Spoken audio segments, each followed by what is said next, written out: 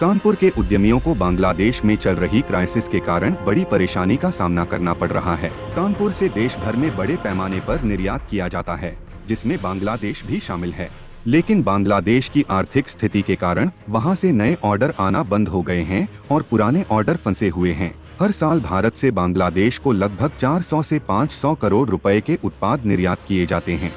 Federation of Indian export organisation के सहायक निदेशक आलोक श्रीवास्तव ने बताया कि कानपुर से बांग्लादेश में कई प्रोडक्ट जाते हैं, जिनमें चावल, गेहूं, फल, सब्जियां, चमड़ा और चमड़े के उत्पाद, इंजीनियरिंग उत्पाद, प्लास्टिक उत्पाद और टेक्सटाइल उत्पाद शामिल हैं।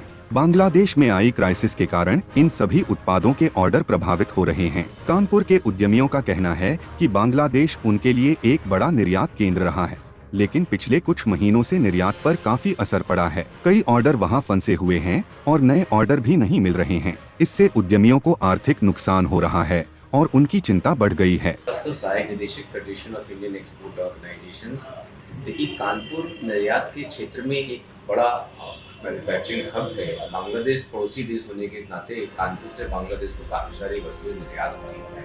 लगभग 400 से 500 करोड़ का निर्यात सीधे तौर पर कानपुर के निर्याता बांग्लादेश को करते हैं। बांग्लादेश में जो तनाव का माहौल उत्पन्न हुआ है, इससे हमारे निर्याता भी भयभीत हो रहे हैं। अभी तो फिलहाल सामान जा रहे हैं, उनकी डिमांड स्लो है, वहाँ के आयातक भी वेट एंड वॉच की स्थिति में बने हुए हैं।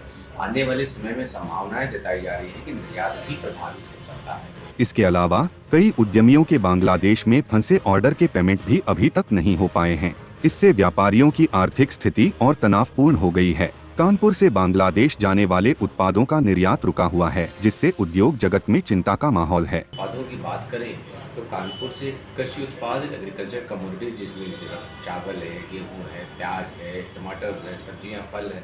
इसके अलावा leather, engineering products, plastic granules और कुछ टेक्सटाइल, ये भी कानपुर से निर्यात किया जाता है।